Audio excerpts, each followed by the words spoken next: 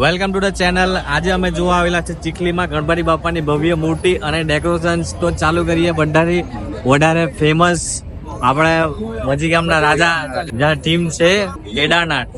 તો ચાલુ કરીએ વિડીયો. તમારે જો રાત્રે આવવું હોય ને શાંતિથી દર્શન કરવા હોય તો એ વસ્તુ ભૂલી જજો, કેમ કે તમારે આ એકદમ લાંબી લાઈનમાં ઊભું જ રહેવું પડશે. તો આ છે લેફ્ટ સાઈડથી વ્યૂ, આ છે સેન્ટરથી, અને આ એક રાઈટ સાઈડથી વ્યૂ છે. તો ચાલો જઈએ પાછળની સાઈડ.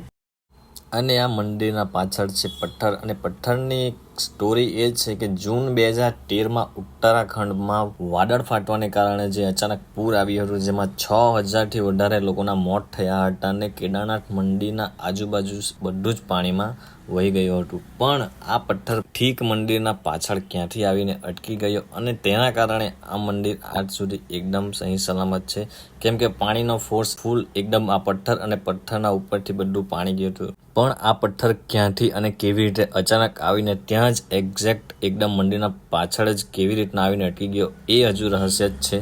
અને આ છે મંદિરના અંદરનું વ્યૂ. જો તમને શાંતિથી જોવાનો મોકો નહીં મળ્યો હોય તો ધ્યાનથી જોઈ લેજો. મજી ગામના રાજા. તો આ છે કેદારનાથ થીમ. અને જો તમે રાત્રે આવવાનો પ્લાન કરતા હોવ તો 2-3 કલાકની લાઈનમાં ઊભું રહેવું પડે છે. તો ભાઈ તમે જો શાંતિથી જોવા માંગતા હોય તો દિવસના આવીને જોઈ શકો છો. હવે જવાના છે ચીખલી, અને ચીખલીના આજુબાજુ બધા ગણપતિ બાપાની મૂર્તિ જોવા માટે. તો વિડીયોમાં જોડાઈ રહેજો.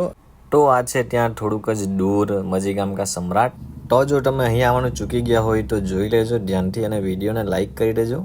અને હવે આવે છે ત્યાંથી થોડુંક આગળ આ મૂર્તિ, જે એકદમ માટીની મૂર્તિ બનેલી છે. તમને કેવી લાગી કમેન્ટમાં જણાવી લેજો. અને ત્યાર પછી આ એક મારા દોસ્તારને ખોટો લાગી ગયું, એટલે ભાઈ એનું ફોટો નહીં પાડી આપ્યો, એટલે એને પાછો પર્સનલી ફોટો ને વિડીયો ઉતારી આપતો છે. તો તમે પાછા એકવાર જોઈ લેજો. અને ત્યાર પછી આવે છે આ બગલાદેવ આગળ એક લાલ કલરની ગણપતિ બાપાની એકદમ યુનિક મૂર્તિ રસ્તા ઉપર જ છે, તો તમે જોઈ જશે. ત્યારથી પછી હવે આગળ આવે છે પંચાયત કા સમ્રાટ. બહુ મોટી મૂર્તિ છે, કેમેરાની એક ફ્રેમમાં તો આવતી પણ નથી. તો એકદમ નજીકથી તો આખી મૂર્તિનું વિડીયો શૂટ કરવું એ તો થોડુંક મુશ્કેલ છે, તો દૂરથી કેમેરો રાખીને અમે 3 જણાએ દર્શન કરીને વિડીયો શૂટ કરી લીધું છે. અને તમને પંચાયતના સમ્રાટ કેવા લાગ્યા એ પણ કમેન્ટ બોક્સમાં જલ્દીથી જણાવી દેજો. અને વિડીયોને હજી લાઈક નહીં કર્યું હોય તો લાઈક કરી દેવું જલ્દી ફટાફટ, અને સબસ્ક્રાઈબ પણ કરી દેજો.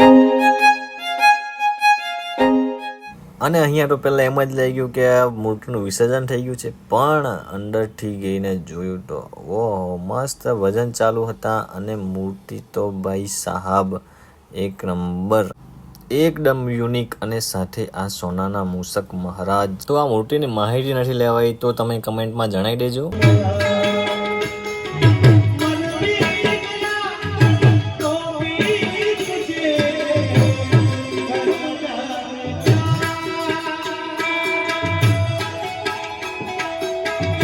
ને આ ભાઈ તા तू मेरे से प्यार करती है या नहीं करती ये बता दे. તો આ છે ફાઇનલ નદી મહોલના રાજા. સૌથી યુનિક જે મોરના સ્ટ્રક્ચરમાંથી બનેલા છે, એકદમ જાણે મોરમાંથી જ આખી મૂર્તિ બનાવી હોય, એકદમ યુનિક. તો તમને આ આખું વિડીયો કેવું લાગ્યું કમેન્ટ સેક્શનમાં જણાવી દેજો. અને કાલે જવાના છે બિલ્લીમોરા, તો વિડીયોને લાઈક અને ચેનલને સબસ્ક્રાઈબ કરી દેજો. મળીએ નવા વિડીયોમાં.